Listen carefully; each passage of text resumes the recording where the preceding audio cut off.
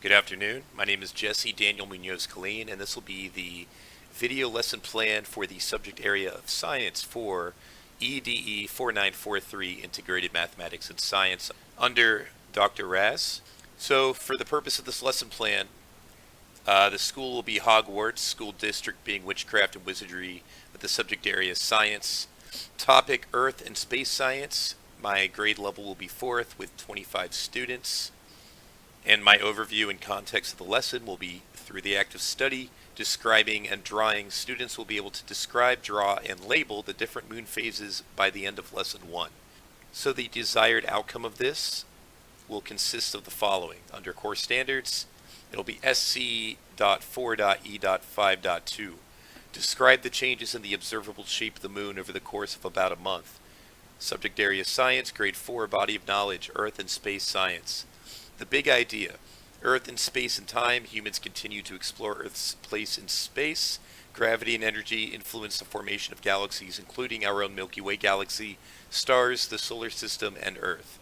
Humankind's need to explore continues to lead to the development of knowledge and understanding of our solar system.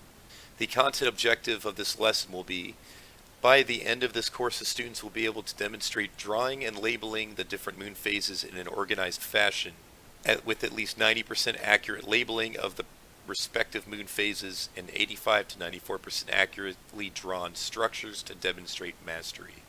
As far as evaluation and criteria for success is concerned, a student will receive a grade based on the accuracy of drawn representations of the moon phases, as well as coherent labeling of the respective moon phases, with a 3 being a passing grade.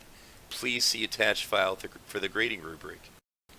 In reference to the science lesson plan grading rubric, it will be graded from a 1 to a 4, 4 being excellent, 3 being good, 2 being okay, and 1 being room for improvement.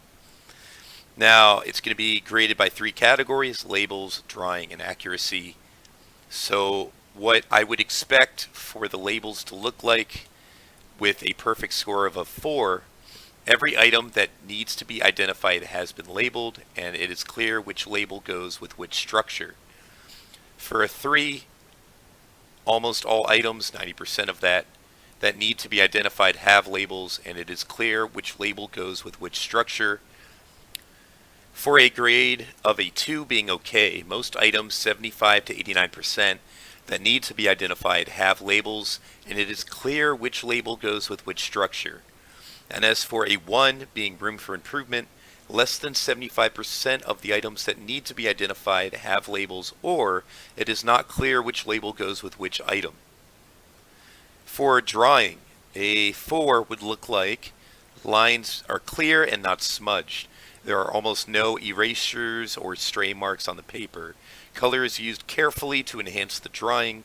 Stippling is used instead of shading, and overall the quality of the drawing is excellent. For a 3, it would look like that there are a few erasures, smudged lines, or stray marks on the paper, but they do not greatly detract from the drawing. Color is used carefully to enhance the drawing, and overall the drawing is very good. As for a 2, there are a few erasures, smudged lines, or stray marks on the paper, which detract from the drawing, or color is not used carefully. Overall, the quality of the drawing is fair. And as for a 1, there are several erasures, smudged lines, or stray marks on the paper, which detract from the drawing. Overall, the quality of the drawing is poor.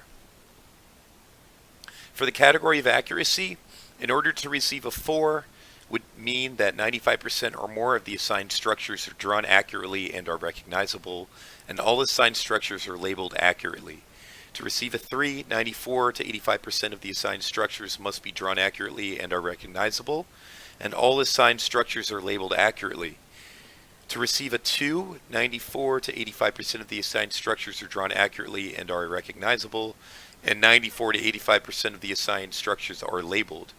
And to receive a 1 would mean that less than 85% of the assigned structures are drawn and or labeled accurately.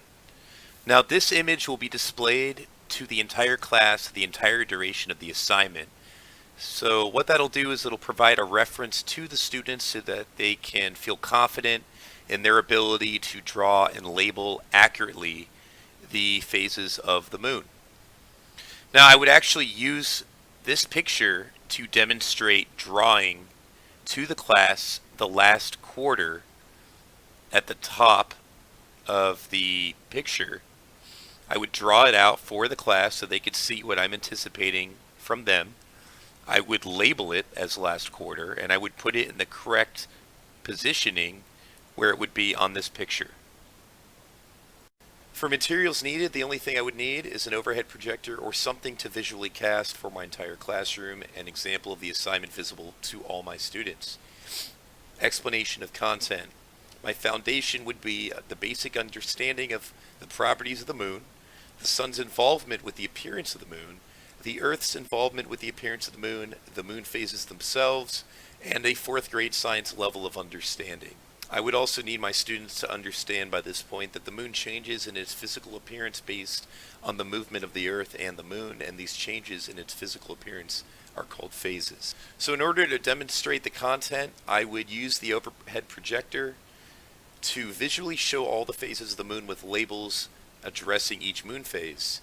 The students will follow along as I instruct and show and identify each individual moon phase, and the phases of the moon will be displayed for the students the entire duration of the assignment for reference purpose. For my guided practice, I, the instructor, will draw an example of the first moon phase and label the drawing by its moon phase. As far as independent practice, the students will draw and label the first example drawn by me.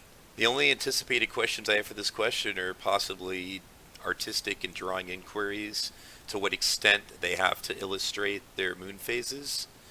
And I think the fun of this assignment is to provide as much leniency as I can for the students so that they can enjoy themselves as they draw the moon phase. Within reason, as long as they draw the moon phases accurately and label them accurately, I have no problem with the students extending their artistic to whatever they desire. Other questions I anticipate is how large the drawings have to be, particular spelling on the moon phases, and an explanation for the moon phases. Why do they look the way that they do during the times that they do? As far as English for speakers of other languages, for the purpose of this assignment, my level 1 students will draw all of the moon phases with the labels already given, and that would also apply to the level 2 students. The level 1 student of the class, Alejandro Munoz, is a middle grade 1 level understanding of spelling and writing. He's predominantly a Spanish speaker and speaks English as a second language. Alejandro Munoz moved here with his family from Puerto Rico 2 years ago, and neither his father nor his mother speak English. The level 2 student of the class, Juan Aldana, has a 1st grade level understanding of English spelling and writing. He's predominantly a Spanish speaker but speaks a little English. He can understand basic fundamental questions and phrases but has an easier time understanding English than speaking it. Juan moved here with his family from Spain 6 months ago, and neither his father nor his mother speak English. For my exceptional student education portion, John Smith has a vision impairment and sometimes has difficulty reading letters, words, and sentences displayed on the smartboard, whiteboard, or overhead projector. Alex Jones has a hearing impairment and sometimes has difficulty hearing instruction from the teacher or his peers. For my individualized accommodations, I would display all text on smartboard or whiteboard in extra large font, and I would face Alex when I give instructions so that he can ascertain instruction of the assignment with less difficulty. So this concludes my video for this science lesson plan for 4th grade. Just to reiterate on the content objective, by the end of this course, the students will be able to demonstrate drawing and labeling the different moon phases in an organized fashion with at least concise drawings of the moon phases, 90% accurate labeling of the respective moon phases, and 85 to 94% accurately drawn structures to demonstrate mastery. I personally feel that after this entire delivery of content and everything that goes alongside this lesson plan, that will be achieved.